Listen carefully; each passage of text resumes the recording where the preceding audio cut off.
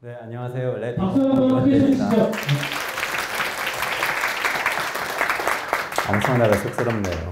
저기 제 화면이 여기 나오니까. 우리는 미래에 조금 먼저 도착했습니다. 라는 책이 있어요. 아누 파르타넨이라는 핀란드 저널리스트가 쓴 책인데요. 이 사람이 미국 사람하고 결혼을 한 거예요. 그래서 핀란드에서 미국으로 이민을 갑니다. 이민 가서 핀란드에서 성인이 돼서 결혼해서 갔기 때문에 핀란드의 모든 제도와 삶에 대한 기억을 모두 가진 상태에서 미국에 가서 딱 살기 시작했는데 가자마자 몇 달 만에 이런 사실을 깨닫게 됐어요. 아, 내가 미래에서 과거로 돌아오는 선택을 했구나. 미국이 과거고 핀란드가 미래다. 이런 얘기를 딱 했는데 왜 그랬는지 아세요? 이런 얘기를 합니다. 우리는 계속 헐리우드 영화를 보면서 미국은 자유의 나라고 개인들은 모두 독립적이고 사람들은 모두 의존하지 않고 아주 자유롭고 독립적으로 살아가는 거라고 생각하고 있었는데 미국에 딱 와서 보니까 사람들이 너무 의존적인 거예요. 아이들은 부모에게 의존적이고 부모는 아이들에게, 아이들이 성인이 된 뒤엔 부모는 아이들에게 의존적이고 아내는 남편에게 의존적이고 남편은 회사에 가서 직장 상사한테 엄청 의존적이고 이런 사회라는 사실을 발견합니다. 그래서 제가 그 얘기 딱 듣고 하는 생각이 들었어요. 저도 미국에서 살던 사람, 핀란드에서 살던 사람 만나서 이런 얘기 들어본 적이 있거든요. 예를 들면 제가 아주 오래전이지만 미국에 가서 잠깐 공부를 했는데 그때 딱 가서 보니까 교과서에서 보던 거하고 너무 달라요. 예를 들면 미국 사람들이 애들을 학원에 막 보내요. SAT 준비해서 대학 보내야 되니까. 그리고 나서 대학에 가는데 옛날에 제가 기억으로는 미국 사람들은 대학만 가면은 다 독립해서 접시 닦기 하면서 뭐 학비 내면서 독립적으로 살아간다 이런 얘기 들었던 것 같은데 전혀 그렇지 않고 빚내서 대학 학비를 내줘야 돼요. 그리고 멀리 대학을 가면 또 주거비를 지원을 해줘야 되고 대학 가기 전에 벌어진 일은 낮에는 그렇게 학원 보내고 공부시켜야 되고 또 오후나 주말에는 축구 클럽에 보내야 돼요. 차 태워가지고 막 다니면서 부모들이 애들을 픽업하고 데려다주고 이 일을 하고 있는 거예요. 그리고 다 거기에 대한 비용을 지불하고. 그래서 너무 부모들이 힘들어하는 거죠.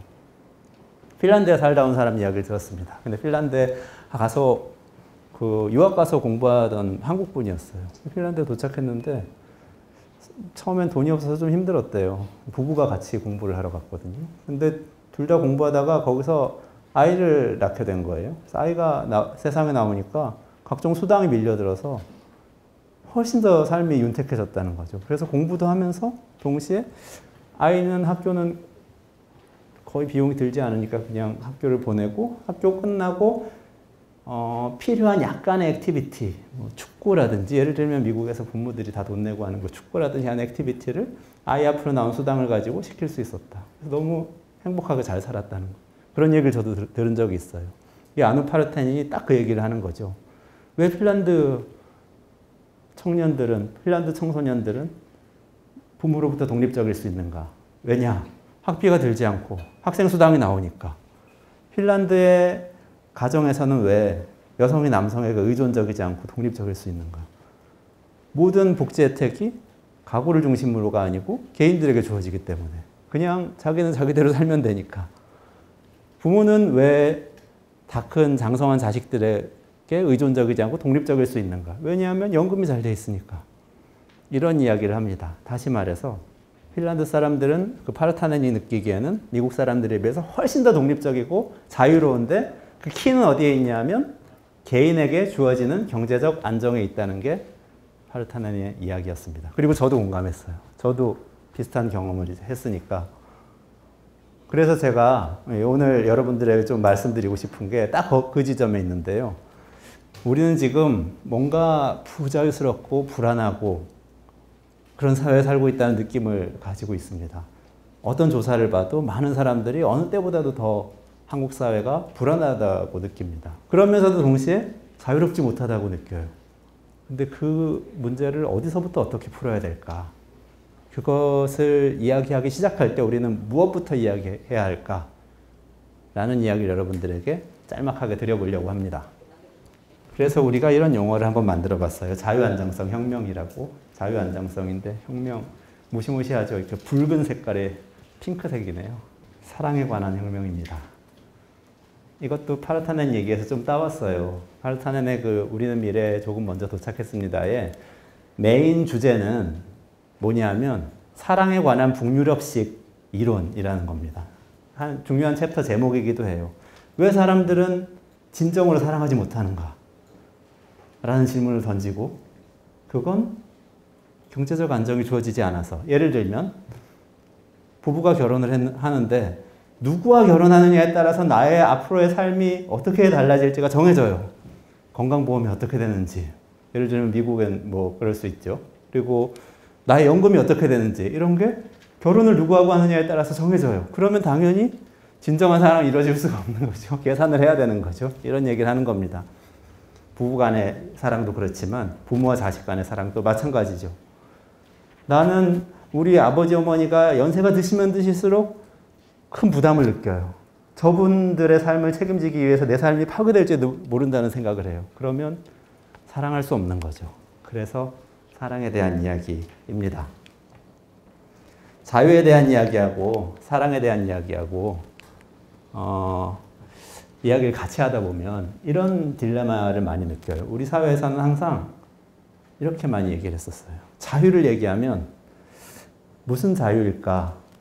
신자유주의 국가에서 얘기하는 그런 자유 아니야? 기업은 마음대로 해고하고 뭐 사람들은 다 개인적으로 자기의 이기심을 충족시키기 위해서 살아가고 경쟁하고 이런 자유를 얘기하는 거 아니야? 그럴 때 또 다른 한쪽에서는 이런 얘기를 해요. 안정을 얘기하면 그래 복지가 잘 되면 좋은데 그거는 뭐 그런 식으로 국가가 돈을 개인한테 퍼주는 걸 이야기하는 건 사회주의적인 거 아니야? 사람들의 자유가 다 없어지는 거 아니야? 국가에 다 의존하게 되는 거 아니야? 그거는 부자유스러운 거지 라고 많이 얘기를 해왔던 것 같아요. 지금 여러분들 머릿속에도 그런 생각이 있으실 수 있다고 생각합니다. 그건 아니라는 얘기를 오늘 제가 말씀드릴 텐데요. 그거 가지고 오늘 이 주제 가지고 많이 토론을 해보시면 좋겠습니다. 양자택일의 문제가 아니고 두 가지는 같이 갈 수 있는 문제라는 거죠. 자유의 반대말은 안정이 아니고 안정의 반대말이 자유인 것도 아니고 자유의 반대말은 부자유스러운 것이고 안정의 반대말은 불안한 것입니다. 불안을 이기기 위해서 경제적 안정을 선택하는 시스템을 구축하면 개인의 부자유를 떨치고 자유로울 수 있는 가능성을 훨씬 더 많이 가질 수 있다는 게 자유 안정성이라는 개념이에요. 우리 사회가 어떻게 살아왔는지 한번 생각을 해보면 좋겠습니다. 좀 불행하게도 우리는 어떤 면에서는 핀란드하고는 거의 정반대의 길을 걸어왔다고 생각을 할 수도 있을 것 같습니다. 우리 사회가 사실 경제성장과 형식적 민주주의를 굉장히 빠른 시기에 20세기 다른 어느 나라보다도 훨씬 더 모범적으로 이룬 것은 사실입니다. 그 모델은 발전주의적 국가 모델이라는 데 안에 배태되어 있었어요. 그 안에 내포되어 있었는데요. 중요한 특징들이 경제성장을 굉장히 중요시했다는 것하고 고용을 중심으로 사회가 조직되었다는 것하고 그리고 위계적인 후견주의를 가지고 있었다는 데 있습니다. 조금 더 쉽게 설명하자면 이런 거예요. 국가는 기업에게 기업을 할 자유를 보장합니다. 기업은 개인에게 주로 남성인 가장에게 보호를 약속합니다. 그리고 그 가장은 가구 구성원들에게 주로 여성이거나 아이들인 그 가구 구성원들에게 보호를 약속합니다. 거꾸로 그 가구 구성원들은 가장에게 복종을 맹세해요. 그리고 그 가구주는 기업에게 순종을 맹세하고요. 기업은 국가에게 협력을 맹세를 하는 거죠. 이게 바로 위계적 후견주의의 구조입니다. 1970년대, 1980년대 우리 사회 그런 방식으로 굴러왔죠. 그러다가 한 번에 큰 변화가 오는데 90년대 중반 이후에 아주 극적으로는 IMF 구제금융 전후에서 한 번에 커다란 변화가 일어납니다. 그 변화를 많은 분들이 신자유주의적이라고 부르는데 시장이 들어와서 이전에 있던 위계적 후견주의 질서를 다 깨트렸다는 그런 이야기거든요. 쉽게 설명하면 그런데 이런 겁니다. 국가가 기업을 보호한다고 했고 대신 기업은 자기들이 고용하고 있는 사람들의 삶을 보장해 준다고 했어요. 이런 사회에서는 복지는 필요 없죠. 국가가 개인한테 뭐 해줄 필요가 없어요. 왜냐하면 그건 기업의 책임이니까. 기업이 잘 고용해서 월급 주고 잘 돌봐줘야죠. 그런데 그 약속 중에서 일부가 깨집니다. 기업이 이제 더 이상 그 약속을 지킬 수가 없어요 라고 얘기하는 거죠. 왜냐하면 경제 위기가 왔고 구조조정을 해야 되고 효율화해야 되는 상황이기 때문에 우리는 능력 있는 개인들만 데리고 가겠다. 나머지는 우린 모르겠다라고 이제 얘기하게 되는 거죠. 그게 성과주의고 능력주의고 이런 방식으로 기업 안에서 나타났고 국가 차원에서 보면 이제 떨어져 나온 사람들을 보호하면 되겠구나라는 복지 패러다임으로 이어지는 거죠. 그런데 한국에서 굉장히 다르게 관철된 한 가지 질서가 있는데 그건 가부장주의가 남아있다는 겁니다. 그런 상황에서도 국가가 기업에게, 기업이 가장에게, 가장이 가구원들에게 갖고 있는 이 위계가 깨지질 않아요. 그대로 이어집니다. 다만 거기에 포함되지 않는 사람들이 굉장히 많이 늘어나요. 비정규직이라는 이름으로 노동시장에서는 그런 방식으로 늘어나기도 하고 여러 가지 방식으로 뭐 성별 뭐 여러 가지 방식으로 이제 소수자들을 만들어내는 방식으로 늘어나죠. 그렇게 진행이 되어 온 거예요. 근데 이거를 좀 바꿔보자는 게 이제 저의 생각인데 두 가지를 다 달성할 수 있는 목표를 처음부터 세우고 한번 패러다임을 이렇게 뒤집어서 생각을 해보자는 거예요. 자유와 안정 두 가지를 다. 자유, 그 기업 안에 들어가서 보호를 받을 자유를 이야기하는 것이 아니라 그 기업에 들어가서 내가 원하는 일을 선택할 수 있는 자유를 이야기하는 거죠. 그런 선택할 수 있는 자유라는 건 선택하지 않을 자유라는 것을 포함하고 있죠. 노동 중에서도 유급 노동과 무급 노동이 있는데 사회에 가치 있는 무급 노동을 하면서 살아갈 수 있는 권리, 그리고 다양한 일과 활동을 선택할 수 있는 자유를 같이 가지면서 동시에 그것을 뒷받침해 줄 수 있는 경제적 안정을 국가가 보장해 주는 그런 시스템을 한번 만들어 보면 좋겠다는 게 자유 안정성의 개념입니다. 근데 이 자리에 오신 분들은 아마 처음에 이 사회자가 얘기하셨지만 주말에 여기까지 오실 정도면 굉장한 강한 마음을 먹고 오셨을 거예요. 그래서 제가 좀 무리한 말씀을 좀 드려볼게요. 우리 사회가 갖고 있는 중요한 과제라고 생각하는 걸 제가 다 써봤는데 이걸 아마 여러분들이 다 고민하셔야 될 것 같아서 이렇게 큰 질문을 하나 드릴 텐데요. 우리한테는 굉장히 많은 도전이 주어지고 있어요. 그런데 어떤 도전인지 생각해보면 저런 것들이거든요. 경제적으로는 혁신이냐 정체냐 하는 문제가 있습니다. 지금까지는 우리 제조업 중심으로 계속해서 뭐 혁신도 해오고 성장을 해왔는데 그게 사이클이 끝나고 있잖아요. 그러면 이제 새로운 뭔가를 만들어낼 거냐, 경제적으로, 아니면 그냥 여기서 멈춰설 것이냐라는 기로에 있고요. 또 한 가지로는 우리 인구는 끊임없이 늘어나다가 어떤 이 시점이 다가왔습니다. 저출산이 계속 이어지면서 인구가 아마 어느 규모에서는 정체하게 될 텐데 적정 인구 사회에서 살아갈 준비를 해야 됩니다. 근데 우리는 그럴 준비가 전혀 되어 있지 않아요. 적정 인구를 유지하거나 또는 심지어 인구가 줄어들고 고령 사회가 된 상태에서도 우리는 재미있게 역동적으로 행복하게 살 수 있을까? 이 질문이 우리한테 던져져 있습니다. 젠더 문제는 굉장히 뜨거운 이슈죠. 아까 여러분들 관심사 적어놓은 키워드 중에서도 굉장히 크게 나와 있던데 그것도 마찬가지인 거. 사실 논리적으로 생각해보면 이 문제가 문제일 수밖에 없는 것은 아까 그 위계적 후견주의 사회를 계속 우리가 유지해왔는데 그 위계적 후견주의가 있는 상태에서 1987년 이후에 여성들을 경제활동으로 확 끌어들여야 한다는 좀 어떻게 보면 위계적 후견주의하고는 배치되는 하나의 사회적인 요구가 아주 강하게 들어왔거든요. 그러면서 뭐 노동시장에 여러 가지 변화가 생기고 심지어는 그렇게 끌어들이기 위한 한 방법으로 불안정 노동을 만들어내기도 한 거죠. 그런 상황에서 위계적 후견주의의 이 핵심인 위계는 깨지지 않으니까 당연히 갈등이 일어나는 거예요. 그러면 우리는 지금부터 해야 되는 거는 바뀐 상황에 맞는 새로운 질서를 만들어내야 되는 거죠. 이걸 이렇게 다 깨트려버릴 상태가 되면 안 되기 때문에. 근데 그거를 만들 수 있을까 지금 좀 상당히 의문이 있죠. 그리고 계속해서 성장하는 사회에서 행복하게 만족하는 사회로 바꿀 수 있을까. 그리고 계속해서 고령화되고 수명이 연장되는 이 고령자들, 부모님들과 새로 이 사회에 진입하려고 하는 젊은 사람들 사이에 갈등이 실제로 있습니다. 근데 그 실제의 갈등을 현명하게 잘 공존할 수 있는 질서를 만들 수 있을까? 이런 중요한 과제들이 우리 앞에 있다고 저는 생각을 합니다. 그래서 자유와 안정 두 가지를 가지고 저희는 연구를 한동안 했고요. 지난 한 해 동안 연구를 해서 안정된 삶과 자유로운 일 두 가지를 동시에 만족시킬 수 있는 정책들은 어떤 게 있을까 연구를 해봤습니다. 그리고 여러 가지 아이디어를 가지고 왔어요. 그렇지만 그게 완성된 것은 절대 아니고요. 그것을 통해서 삶은 안정되고 일은 자유로운, 일터에서는 자유롭고 삶에서는 안정된 이런 이런 사회를 만들 수 있는 어떤 단초가 될 수 있는 아이디어들이라고 할 수 있는 것들이 이제 몇 가지가 있는데요. 이런 것들입니다. 첫 번째는 안정. 예를 들면 모든 사람이 안정이 돼야 됩니다. 삶의 안정이란 그런 것이에요. 모든 사람에게 삶이 있기 때문에. 이게 당연한 얘기같이 들리시죠? 우리 사회는 그렇게 상정하고 있지 않아요. 고용보험에 가입하지 않은, 다시 말해서 일한 적이 없는 가구에서는 출산이라는 삶이 있다고 생각하지 않죠. 출산휴가를 주지 않잖아요. 출산을 하면 출산휴가가 필요한 거 아니에요? 누구든지 간에 뭔가를 하고 있는데 출산을 하면 그거 못 하잖아요. 육아휴직도 마찬가지 개념인데 육아휴직 하면 수당이 나오죠. 그거는 안정된 직장에 있는 사람들만 나오는 거죠. 그렇지 않은 사람도 육아를 해야 될 수 있잖아요. 그런 사람들에게 삶은 없는 거죠, 우리 사회에서는. 그러니까 그 패러다임을 바꾸잖아요. 국가가 개인에게 직접 안정과 관련된 모든 조치를 직접 분배를 하는 것이 좋겠다. 그게 첫 번째. 그 다음에 두 번째는 자유에 대한 건데요. 노동자에게 퇴사의 자유라고 써져 있죠. 되게 좀 황당하게 들리실지도 모르겠는데요. 예를 들면 여러분들이 이거 아세요?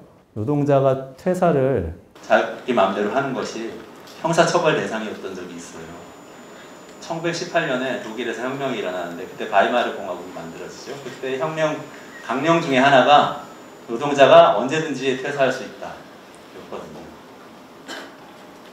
그때까지는 인신구속이라는 방법을 통해서 노동자들 공장에 묶어뒀는데 지금 자본주의는 어떤 거냐면 사람들이 퇴사를 하면 실질적 자유를 누릴 수 없게 만들죠. 퇴사를 하면 생계 위협을 받으니까 이직을 위한 이 퇴사를 할 수 없게 되는데 그것을 보완하기 위한 조치, 예를 들면 실업급여를 자발적 실업에 대해서는 준다든지 하는 여러 가지 자유와 관련된 정책 제안을 드리고 싶고, 마지막으로 사실 근본적으로 해결할 수 있는 이 제도로서 보편적 기본소득에 대한 논의를 좀 해보자라는 말씀을 또 드려보고 싶어요. 이건 뭐냐면 모든 사람에게 적정한 소득을 국가가 보장함으로써 그 사람이 무슨 선택이라도 할 수 있도록 자유롭게 만들어주는 그런 조치죠. 당연히 그것을 위한 재원을 마련하기 위한 사회적 논의가 필요하겠죠. 증세를 할 수도 있고 다른 방법을, 아끼는 방법을 선택해 볼 수도 있겠습니다. 마지막으로 제가 이런 얘기를 막 할 때 사실 여러분들은 왜 내가 주말에 와서 여기 와서 저 사람 얘기를 듣고 있나 이런 생각하실 수 있는 것처럼 저도 왜 주말에 내가 여기 와서 저 사람들한테 이 얘기를 해야 되나 하는 생각을 할 수 있잖아요. 그 왜에 대해서 말씀을 드리자면 제가 지금 이 말씀드린 이 모든 주제는 좀 무리하게 얘기하자면 여러분들이 해결하셔야 되는 주제입니다.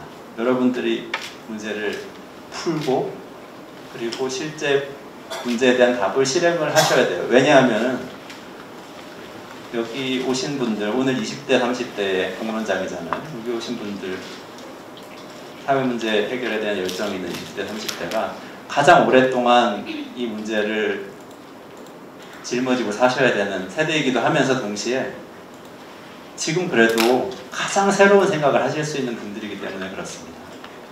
그리고 또 혹시라도 우리가 저렇게 어른들이 많은데 능력이 부족한데 어떻게 해요? 이런 말씀을 하실까봐 제가 이런 건 가져. 이거 너무 자극적이긴 해요. 근데 이게 뭐냐면 OECD에서 연령별 역량 수준을 성인의 연령별 역량 수준을 평가한 거거든요. 이 빨간색은 한국, 파란색은 OECD 평균인데 한국을 보세요. 역량이 이렇게 올라갔다가 한 20대 후반쯤 되면 쭉 꺾여서 쭉 떨어지면서 30대 중반쯤 되면 OECD하고 이렇게 역전됩니다.